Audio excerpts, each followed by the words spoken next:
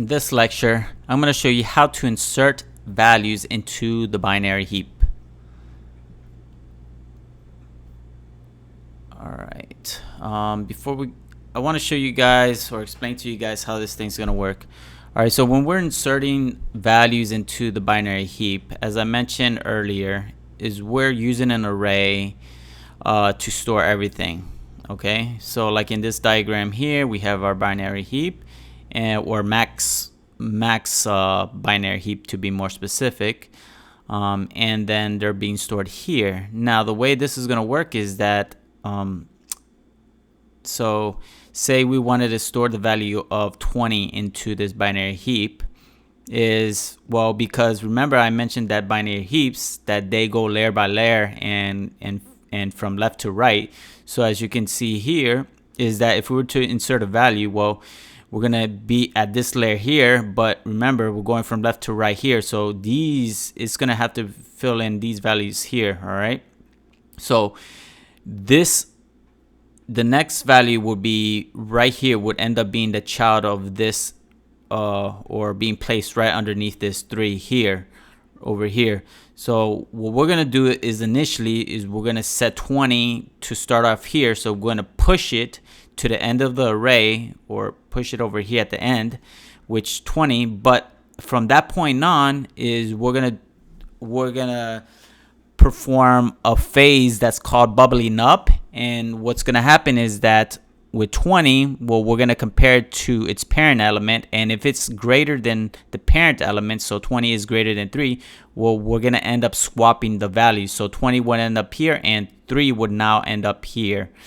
And then again, it's going to repeat, and 20 here is going to compare 19, and then because 20 is greater than 19, they're going to both swap. So 20 is going to end up here and 19 is going to end up here.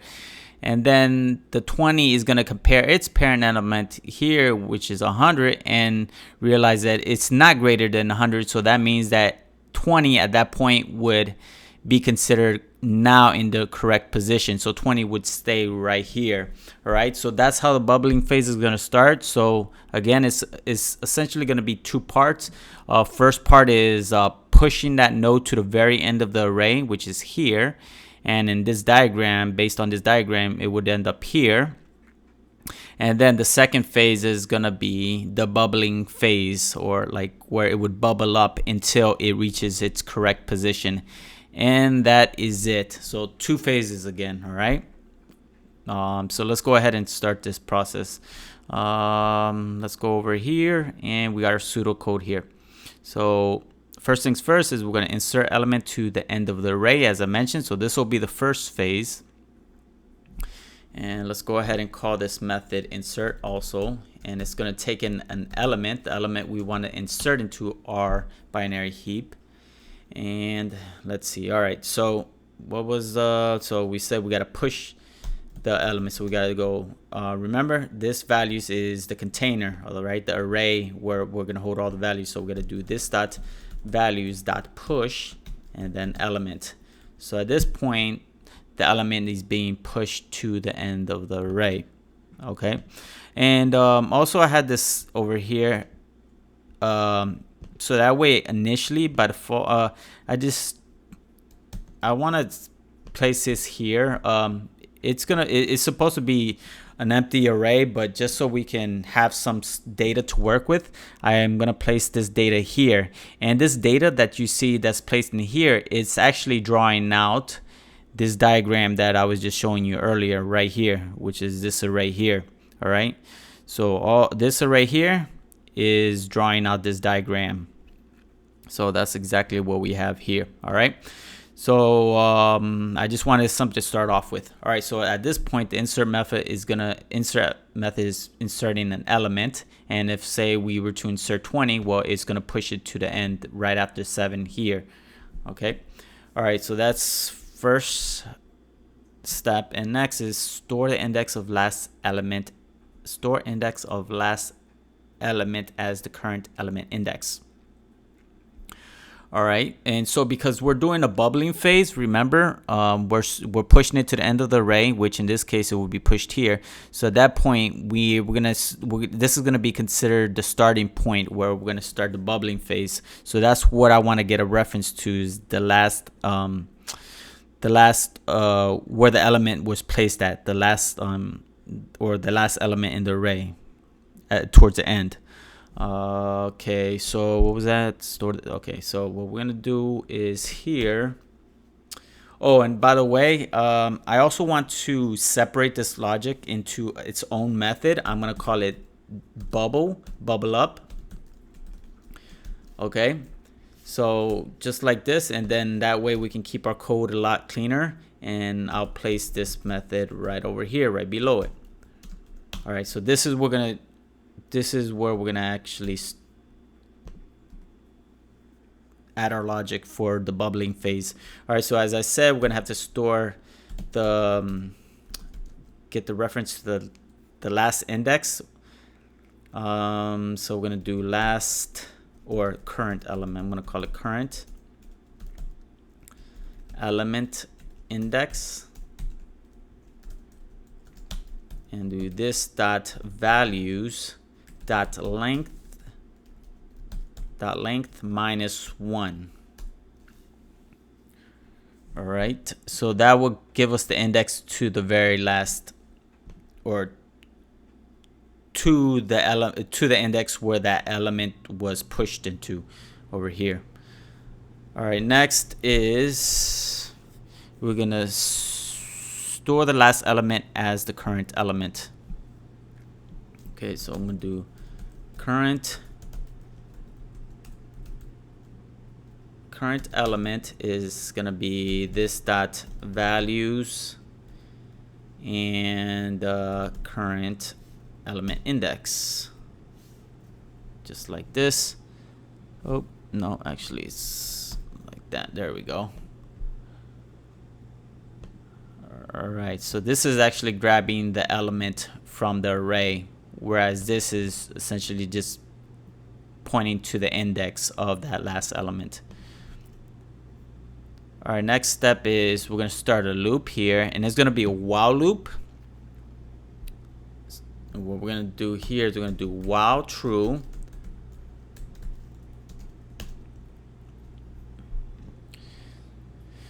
and within this loop, what we're gonna do is we're gonna store the index of the parent element.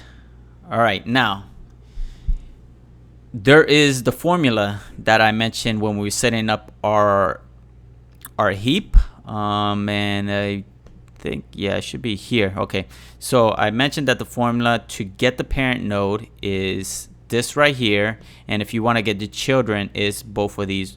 You would use either one of these formulas here. All right, now what we want is because we're going to be bubbling up, I'm going to need to find out what the parent element is of the element that was pushed to the end of the array. So we're gonna end up using this formula here. All right. So the way we're gonna do this here is, let's do let into parent element. I'm gonna need the parent element index, and then we'll do math floor. We're also gonna use math floor, by the way, because actually I'll do that at the very end. Let's start off with the formula. Okay, so I said that it's gonna be right. So it's gonna be the current element index minus 1 divided by 2. All right, just like this. Now this right here could return a decimal, so it could be like, it could maybe end up 1.5, 4.5 or something like that. In that case, we want to floor it, so that way it could give us so it can remove those decimals. So we're gonna do a math floor, just like so, just like this. All right, so now next thing is we're gonna get the parent element.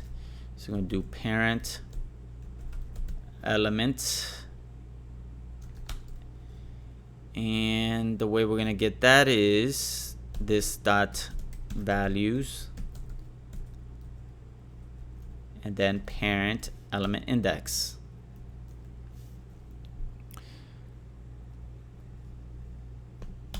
Next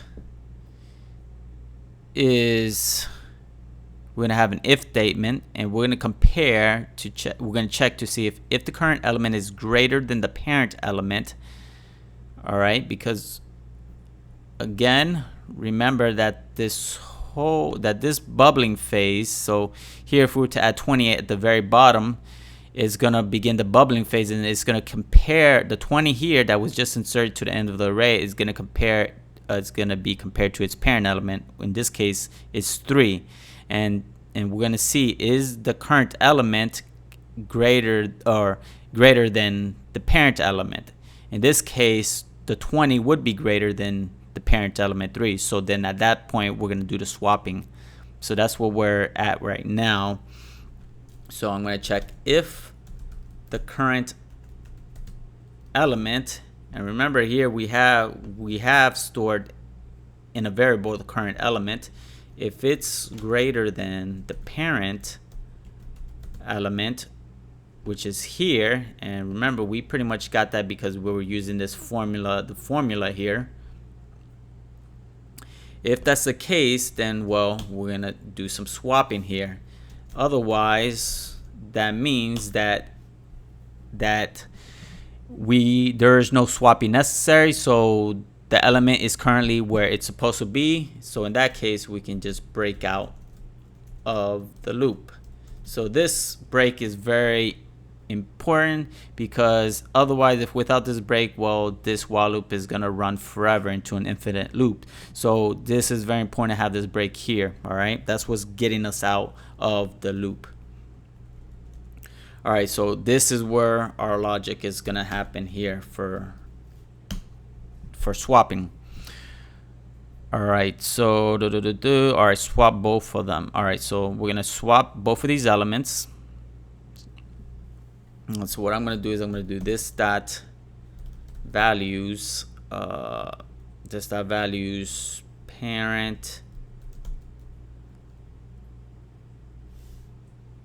element index is now going to be equal to the current element, and we're going to do this dot values dot current element index is going to be equal to the parent element.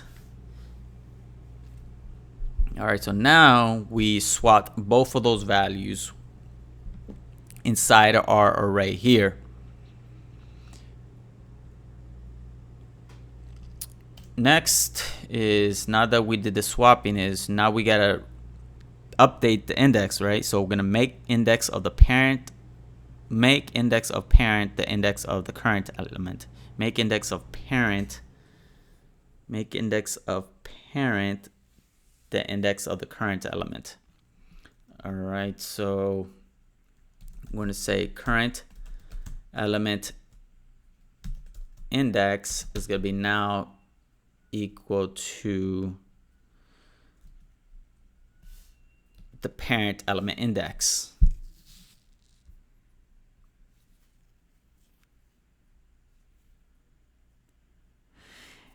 And we are going to update. Yes, now we're going to update the current element. All right, so we're also going to update the current element, and that is going to be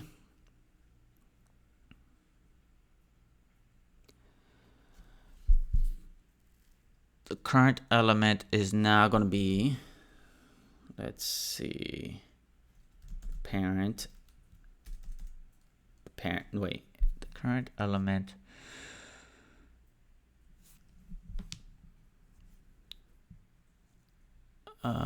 Let me see here. Current element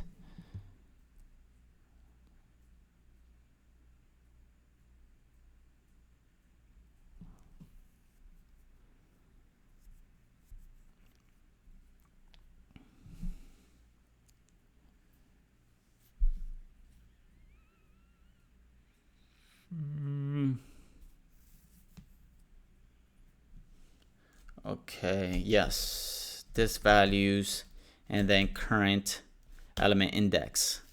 All right, yeah, just like this. Okay. So that should be it right here. Okay, and then otherwise, if we get to this else block, block, then that means that, well, it's the element that we're trying to insert arrived to its position. So we're gonna break out. So that is it. All right. So let's go ahead and test this out. So as I said, we have some hard-coded values here that I added into our array, so that way we can build out this diagram here. All right, which is pretty much what you see here. All right, so what I'm gonna do is I'm gonna end up adding a 20, which would, based on this diagram, it should be placed over here initially from the very start, and then from that point it's gonna start bubbling up until it arrives to its correct position, which would end up over here in the position where the 19 is at. All right, so I'm going to go ahead and run this. Let's go ahead and run this. See what we got here so far with the heap values. All right, so this is what we have. All right, the array, which is what I have hard coded here, and I'm gonna add the 20. So heap insert, and we do 20. Okay, now I want to check the values, and then now if you see here, now we got an array here, and so now the 20 is over here. It's placed as the first, or at the first index, or the second element within our array. And as I mentioned, based off this diagram, that's what I said here. So it would be here. It would end up being right here where the 19 is at. Let's see here. All right, the reason why we know that is because, remember, if we were to check the left, if we were to, this is the first, this is at index 0, right? 100, which is based off this diagram here. So if I want to find out the left child of it, of this 100, which again, remember I said that 20 would end up over here after the bubbling up. So if we want to find out the left child of the 100, and using the formula, so what's the formula here? Let's see if we go back here. So okay, so this is returns the left child node right here. That's what it's telling us, returns the left child. So this is the formula we use. So if we do 2 times the index of 2 times the index plus 1, all right, so 2 times the index of this one, which is 0, it's at index 0, so 2 times 0 is 0, plus 1 is 1. So in that case, if we look at index of 1 here in the array, 0 and then 1, which is right here. So that's the left child, which is 20. All right, so it is in the correct position. And we were able to figure that out based off this, using this formula here. And everything is working just fine now. All right, so now we have our max binary heap, and we will, in the next video, I guess we'll do how to move a value from our binary heap. But for now, this is good for now, and there you go.